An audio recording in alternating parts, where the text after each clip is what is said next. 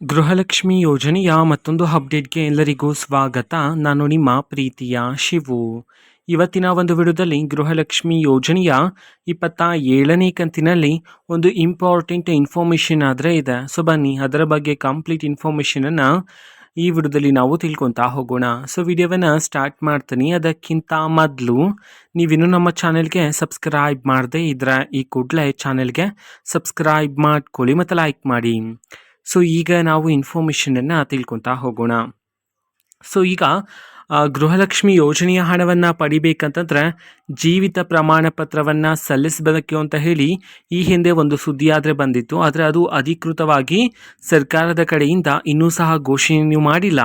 And ಅದನ್ನು ಎಲ್ಲಿ ಸಲ್ಲಿಸಬೇಕಂತ ಹೇಳಿ ಇನ್ನೂ ಸಹ ಅಫಿಷಿಯಲ್ ಆಗಿ ಮಾಹಿತಿಯನ್ನು ಸಹ ಸರ್ಕಾರದ ಕಡೆಯಿಂದ ತಿಳಿಸಲಿಲ್ಲ.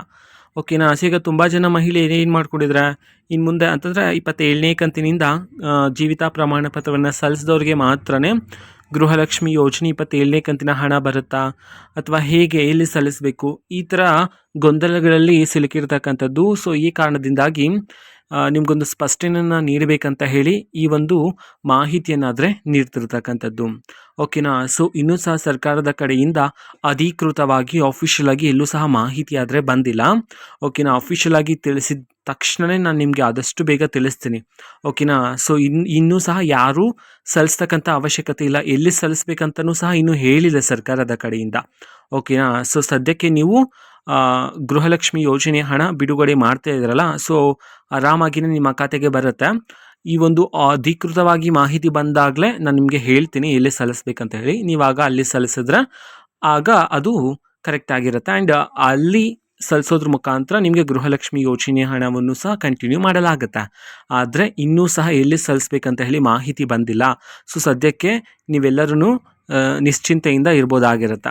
ಇದು ಇವತ್ತಿನ ಒಂದು ವಿಡಿಯೋ. ಸೊ ಇದೇ ರೀತಿ ಗೃಹಲಕ್ಷ್ಮಿ ಅನ್ನ ಭಾಗ್ಯ, ಶಕ್ತಿ ಯೋಜನೆ, ಯುವ ನಿಧಿ, ಗೃಹ ಜ್ಯೋತಿ, ಕಾಂಗ್ರೆಸ್ನ ಎಲ್ಲ ಯೋಜನೆಗಳಿಗೆ ಸಂಬಂಧಪಟ್ಟಂಥ ಇಂಪಾರ್ಟೆಂಟ್ ಅಪ್ಡೇಟ್ಗಳು ನಿಮಗೆ ಈ ಒಂದು ಚಾನೆಲಲ್ಲಿ ಇಮಿಡಿಯೇಟ್ಲಿ ಸಿಗ್ತಿರುತ್ತೆ. ಅದಕ್ಕೋಸ್ಕರ ನೀವೇನು ನಮ್ಮ ಚಾನೆಲನ್ನು ಸಬ್ಸ್ಕ್ರೈಬ್ ಮಾಡದೇ ಇದ್ದರೆ ಈ ಕೂಡಲೇ ಚಾನೆಲ್ಗೆ ಸಬ್ಸ್ಕ್ರೈಬ್ ಮಾಡ್ಕೊಳ್ಳಿ.